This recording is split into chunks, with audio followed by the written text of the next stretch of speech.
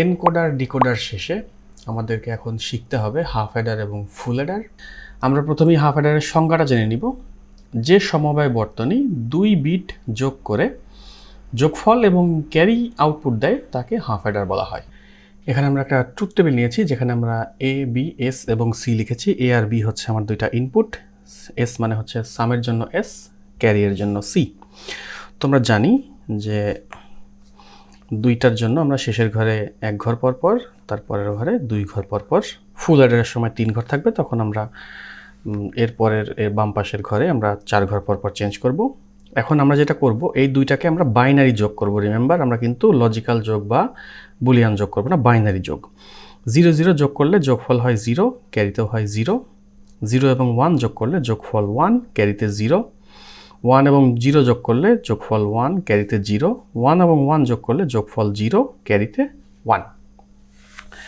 তো আমরা সংজ্ঞা শিখলাম, সংজ্ঞা থেকে আমরা তারই আলোকে আমরা এখানে ট্রুথ টেবিলটা তৈরি করলাম। তো বেসিক্যালি হাফ অ্যাডারের জন্য এই পর্যন্ত আসলেই আপনার কাজ বলা যায় শেষ। আমরা এখন কিন্তু শুধুমাত্র এস এবং সি এর ভ্যালু বের করলেই আমাদের ভ্যালু বের করা হয়ে যাবে। তো এস এর ভ্যালুর ক্ষেত্রে আমরা কি করব, যেখানে 1 আছে সেখানে আমি দেখছি এর মান 0, বির ভ্যালু 1, তাহলে আমরা লিখব এ বার বি। এবং এখানে 1 আছে, এখানে এর ভ্যালু 1, বির ভ্যালু 0, তার মানে এ বি বার। এইটা দেখে আমাদের মনে হচ্ছে যে একটা বুলিয়ান অ্যালজেব্রা সূত্রে পড়েছে, এ বার বি প্লাস এ বি বার মানে হচ্ছে এ এক্সর বি। বেসিক লজিক গেটের ভিডিওগুলো আপনারা চাইলে দেখে আসতে পারেন। আচ্ছা, এখন সি এর ভ্যালু এক জায়গাতেই 1, যেখানে এ বি দুইটাই 1, এই জন্য সি এর ভ্যালু হয়ে যাবে এ বি।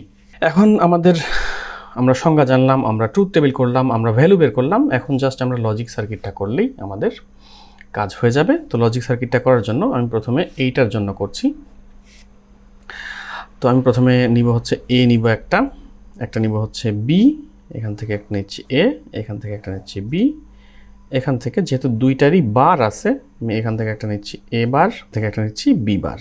তো আমি লিখে নিই, এটা এ বার, এটা বি বার, এ বার বি, তার মানে এই এ বার বি, এটা হচ্ছে একটা and gate, A B bar, A থেকে একটা, বি বার থেকে একটা,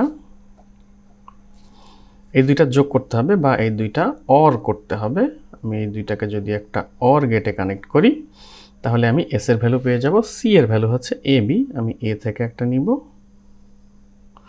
বি থেকে একটা নিব,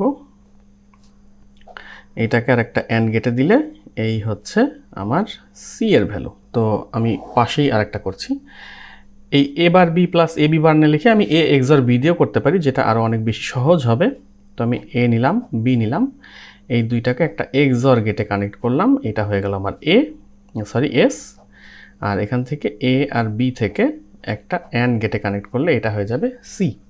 আমি এখানে দুইটা সার্কিট ড্র করেছি এবং দুইটাই সঠিক। তো যদি আমাদের কোনো কিছু উল্লেখ না থাকে, জাস্ট হাফ অ্যাডারের কথা বলা থাকে, আমরা চাইলে এইটা ব্যবহার করতে পারি। তবে যদি বলা থাকে মৌলিক গেট দিয়ে বাস্তবায়ন করতে হবে, তখন আমাদের এইটা দিয়ে করতে হবে, বিকজ এক্সর গেট কিন্তু একটা মৌলিক গেট না, এটা একটা বিশেষ গেট, এটা হচ্ছে মৌলিক গেট দিয়ে বাস্তবায়ন। তো আই হোপ যে হাফ অ্যাডারটা আপনাদের কাছে ইজি লেগেছে, অ্যান্ড হাফ অ্যাডারটা ইজি লাগাই উচিত, বিকজ হাফ অ্যাডার ইজি লাগলে ফুল অ্যাডারটা আপনার জন্য আরও অনেক বেশি সহজ হয়ে যাবে। তো আজকের ভিডিওটা আমরা এই পর্যন্তই রাখছি।